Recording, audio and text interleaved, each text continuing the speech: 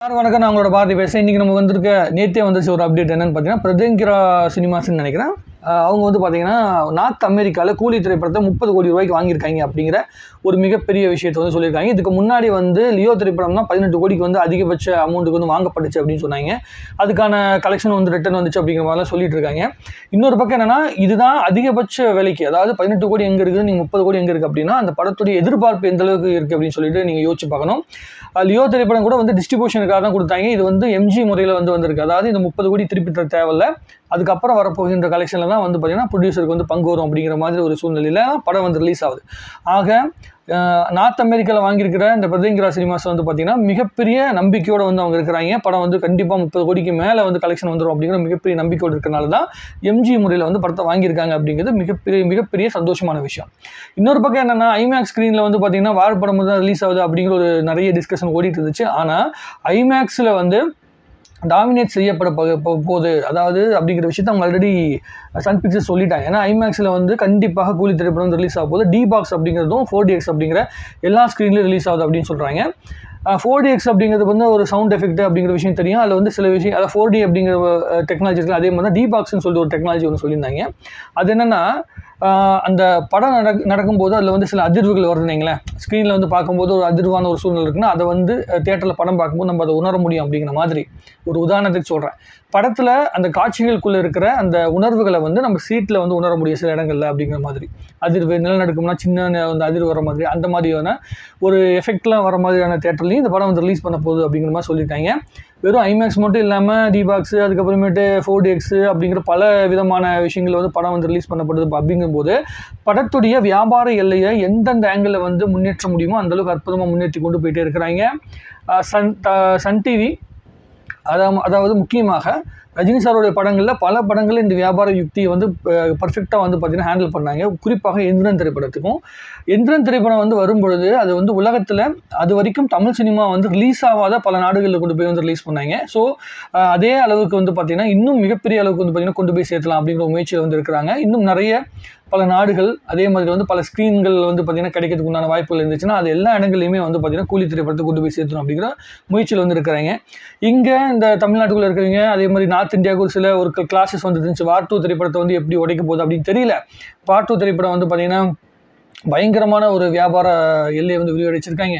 ஏன்னா ஏற்கனவே வார் 1 திரைப்படம் வந்து பெரிய வெற்றி அடைஞ்சது அப்படின்னு சொல்லியிருந்தாங்க. வார் 1உடைய இந்த கலெக்ஷன் இருக்கு இல்லைங்க, அதாவது வெளிநாடு கலெக்ஷன் இருக்குல்ல, அது வந்து நம்மளுடைய எந்திரன் படத்துடைய கலெக்ஷனோட கம்மின்றாங்க, கபாலி படத்துடைய கலெக்ஷனோட கம்மின்றாங்க. ஸோ நம்ம சவுத் இந்தியன் மார்க்கெட்டை மட்டுமே வச்சு மிகப்பெரிய ஒரு அங்கீகாரம் வந்து பிடிச்சிருக்கிறோம்.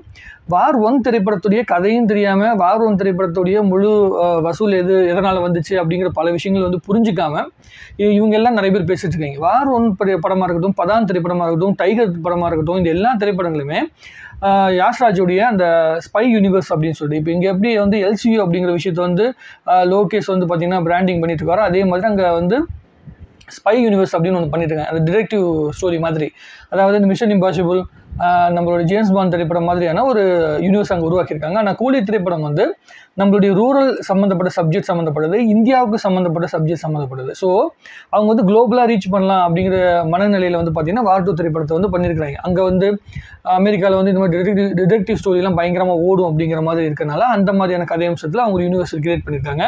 ஆனால் கூலி திரைப்படத்தை பொறுத்த வரைக்கும் நம்மளுடைய மக்களுக்கு பிடிச்ச மாதிரி, நம்மளுடைய மக்களுக்கு கனெக்ட் ஆகிற மாதிரி இருக்கிற படங்கள் தான் மிகப்பெரிய வெற்றி அடைஞ்சிருக்குது. இப்போ KGF திரைப்படம் வந்து பார்த்திங்கன்னா எதனால் மிகப்பெரிய வெற்றி அடைஞ்சது, நம்மளுடைய மக்களுக்கு அந்த ராக்கி பாய்ங்கிற அந்த கதையுடைய அந்த ஸ்டோரி வந்து கனெக்ட் ஆச்சு. இப்போ ஒரே விஷயம்தான், வார் 2 திரைப்படத்துடைய அந்த வில்லனிசமில் இருக்கிற அந்த என்டிஆரோட கேரக்டரும் ஹிருத்திக் ரோஷன் கேரக்டரும் கனெக்ட் ஆகுதா, இல்லை வந்து நம்மளுடைய கூலி திரைப்படத்தில் இருக்கிற ஒவ்வொரு ஆர்டிஸ்ட்டும் ஒவ்வொரு பெரிய ஃபேன் ஃபாலோவிங் இருக்கிற ஒவ்வொரு ஆர்டிஸ்ட் எல்லாமே சேர்ந்து வந்து ஒரு மிகப்பெரிய ஒரு ஸ்டோரி வந்து உருவாக்கியிருக்காங்க, ஒரு ஸ்க்ரீன் பிளே வந்து உருவாக்கியிருக்காங்க. ஸோ அது அந்த ஸ்டோரி வந்து கனெக்ட் ஆகுதா அப்படிங்கிற விஷயம் தான் இங்கே மிகப்பெரிய கேள்விக்குறியான விஷயமா இருக்குது. அதை பொறுத்து தான் இங்கே வந்து அந்த படத்துடைய வெற்றி வந்து கணிக்கப்படும். என்னை பொறுத்த வரைக்கும் சவுத் இந்தியாவில் எந்த வித ப்ராப்ளமும் கிடையாது. சவுத் இந்தியாவில் இந்த மாஸ் மூமெண்ட்ஸ் அப்படிங்கிற விஷயத்துக்காக மிகப்பெரிய அளவுக்கு வந்து பார்த்திங்கன்னா நம்ம பேர் போனீங்க சவுத் இந்தியாவில். தெலுங்கு இண்டஸ்ட்ரியாக இருக்கட்டும், இப்போ வந்து மலையாள இண்டஸ்ட்ரி அதை நோக்கி நகர்ந்துருச்சு, கர்நாடக இண்டஸ்ட்ரி, அதே மாதிரி நம்மளோட தமிழ் இண்டஸ்ட்ரி, இவங்க எல்லாத்துக்குமே மாஸ் மூமெண்ட்ஸ் வந்து ரொம்ப ஈஸியாக கனெக்ட் ஆகிடும். இப்போ நார்த் இந்தியன் ஆடியன்ஸு இந்த மாதிரி மாஸ் மூமெண்ட்டை தான் எதிர்பார்த்து அங்கே படத்துக்காக காத்துக்கிட்டு இருக்கிறாங்க. அது வந்து எங்கே தெரிய வந்துச்சுன்னா, ஜவான் அப்படிங்கிற திரைப்படம் வந்து ஷாருக் கானுக்கு கிடைக்கும் போது அந்த மாஸ் மூமெண்ட்டை அவங்க வந்து நல்லா ரிசீவ் பண்ணாங்க.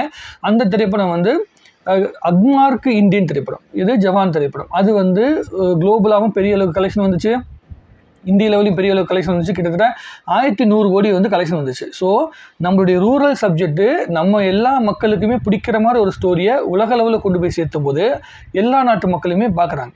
ஸோ அந்த மாதிரியான ஒரு இடத்த நோக்கி வந்து இந்த படம் நகர்த்தப்படும் அப்படிங்கிற இடத்துல தான் நான் வந்து பார்த்துட்ருக்கிறேன். நான் அதை யோசிச்சுட்டு இருக்கிறேன். கண்டிப்பாக முதல் 2 வாரத்துக்கு எத்தனை ஸ்க்ரீன் அவங்க லாக் பண்ணி 33 ஸ்க்ரீனை லாக் பண்ணியிருந்தாலும் உலகத்தில் ஏகப்பட்ட ஐமேக்ஸ் ஸ்க்ரீன் இருக்குது. ஸோ எல்லா இடங்கள்லையுமே வந்து பார்த்திங்கன்னா படம் வந்து ரிலீஸ் ஆகுதுன்னு வாய்ப்புகள் இருக்குது. ஸோ அதை பொறுத்து இந்த படத்துடைய ரெஸ்பான்ஸை பொறுத்து இன்னும் பயங்கரமாக வந்து மாறுபடும். இப்போதைக்கு சவுத் இந்தியன் மார்க்கெட்டில் வந்து பார்த்திங்கன்னா கூலி படத்துக்கு மிகப்பெரிய எதிர்பார்ப்பு இருக்குது. அது அந்த படத்துடைய வியாபாரத்தை வந்து பார்த்திங்கன்னா ரொம்ப வியாபாரத்தை பார்க்கும்போதே நமக்கு ரொம்ப அழுத்தமாக தெரிய ஆரம்பிக்குது. இன்னொரு ஸ்ட்ராட்டஜியில் என்ன விஷயம்னா, இன்னொரு ஆங்கிளில் பார்க்கும்போது எப்படி தோணுச்சுன்னா, நம்ம வார்த்து திரைப்படம் இருக்குல்ல, இது மாதிரி ஹிந்தியில் ஒரு படம் வருதுன்னா அந்த படத்தை டப் பண்ணி தமிழ்நாட்டுக்குள்ளே கொண்டு வந்தாங்க. ஏன்னா எல்லா ஹிந்தி படங்களும் ஒன்று தான் சரித்திரமே கிடையாது, ரொம்ப ரேர். பாட்டு வேணால் பெரிய அளவுக்கு வந்து ஹிட் ஆயிரும். இந்த உயிரே திரைப்படம் மாதிரி அந்த மாதிரி படங்கள் வந்து பாட்டு ஹிட் ஆயிரும். பட் ஆனால் டப்பிங் பண்ணப்பட்ட படங்களில் சில திரைப்படங்களில் மட்டும்தான் பெரிய வரவேற்பை பெற்றிருக்கு. ஒன்று வந்து பாகுபலி 2, இன்னொன்று வந்து பார்த்தீங்கன்னா பாகுபலி 1, பாகுபலி 2, இன்னொரு பக்கம் வந்து KGF 2. இந்த திரைப்படம் தான் மிகப்பெரிய வெற்றி அடைஞ்சிருக்குது. மஞ்சுமல் பாய்ஸ் படம் வந்து ரொம்ப ரேராக வந்து பார்த்திங்கன்னா ஒரு வெற்றி அடைஞ்சது. அது வந்து இவங்க கம்பேர் பண்ணுற அளவுக்கு பாக்ஸ் ஆஃபீஸில் பெரிய கலெக்ஷன் வந்துச்சு அப்படிங்கிற அளவுக்கு கம்பேர் பண்ணுற அளவுக்கு படமாக அதை பார்க்க முடியாது. ஸோ நான் என்ன சொல்கிறேன்னா, மாஸ் ஆடியன்ஸை உள்ளுக்குள்ளே இழுத்த திரைப்படங்கள் இந்த திரைப்படங்கள்லாம் பெரிய வெற்றி அடைஞ்சிருக்குது.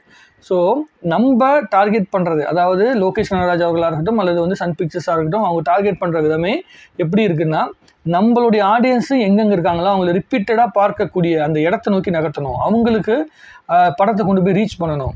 இப்போ என்ன, சில திரைப்படங்களை வந்து டிஸ்ட்ரிபியூட் வந்து ஓவர்சீஸில் பண்ணுறாங்கன்னு வச்சுங்களேன், வெளிநாடுகளில் பண்ணும்போது சில ஸ்க்ரீனில் வந்து என்ன ஆயிரும்னா, இப்போ ரஜினி சாருக்கு வந்து தெலுங்கு மார்க்கெட் இருக்குது, தமிழ் மார்க்கெட் இருக்குது. என்ன பண்ணுவாங்கன்னா, தமிழில் மட்டும் படம் ரிலீஸ் ஆகிடும்.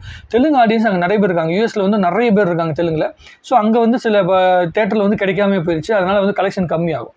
அங்கே தெலுங்குலேயும் பெரிய அளவுக்கு வந்து பார்த்திங்கன்னா கலெக்ஷன் வரதுக்கு உண்டான வாய்ப்புகள் வந்து நார்த் அமெரிக்காவில் இருக்கட்டும், அதே மாதிரி வந்து யூஎஸில் எல்லா இடங்களுமே இருக்குது. அதனால் அங்கே தெலுங்கு ஸ்க்ரீனை வந்து எந்த அளவுக்கு ஒதுக்குறாங்களோ அதை பொறுத்து இன்னும் வெற்றி வாய்ப்பு அதிகமாகும். இந்த பிரத்யங்கரா சினிமாஸ் அப்படிங்கிறவங்க வந்து ஆல்ரெடி விக்ரம் படத்துக்கு வந்து டிஸ்ட்ரிபியூஷன் பண்ணியிருக்கிறாங்க, பெரிய வெற்றி வந்து கொடுத்துருக்காங்க. தெலுங்கு, தமிழ் எல்லா லாங்குவேஜ்லையுமே பயங்கரமாக வந்து கரெக்டான ஸ்க்ரீன்ஸ் போட்டு வந்து ரிலீஸ் பண்ணியிருந்தாங்க. அதனால் பெரிய வெற்றி வந்து பார்த்தாங்க.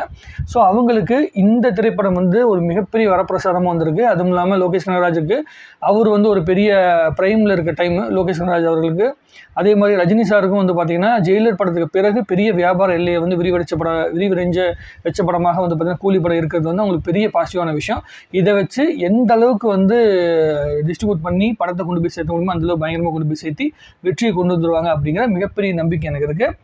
நான் எதிர்பார்க்குற விஷயம், நான் எப்படியுமே ரஜினி சாரை வந்து ஸ்க்ரீனில் பார்க்கணும் அப்படிங்கிறதுக்காக மட்டுமே போய் தேட்டரில் போய் படம் பார்க்குற கோடான கோடி ரசிகர் மத்தியில் இருக்கிற நானும் ஒரு ரசிகன். கண்டிப்பாக 3 வாட்டி நான் படத்தை பார்த்துருவேன். எந்த ஆங்கிளில் இருந்தாலுமே கனெக்ட் மட்டும் ஆயிடுச்சு அப்படின்னா, பேட்டை திரைப்படத்தை எப்படி வந்து ஒவ்வொரு 10 நாளைக்கு ஒரு வாட்டி போய் தேட்டரில் போய் பார்த்தோன்னா அதே மாதிரி இந்த படத்தையும் பயங்கரமாக உட்காந்து நான் பார்ப்பேன். ஸோ என்ன, நம்ம திருச்செங்கோட்டில் படம் பார்க்குறோமா, நாமக்கல் டிஸ்ட்ரிக்டில் படம் பார்க்குறோமா, ஈரோட்டில் பார்க்குறோமா, இல்லை சென்னையில் பார்க்குறோமா அப்படிங்கிறது தான் எனக்கு கன்ஃபார்மாக தெரியல. முதல்ல எங்கள் சொந்த ஊரில் பார்த்துருவேன் நான்.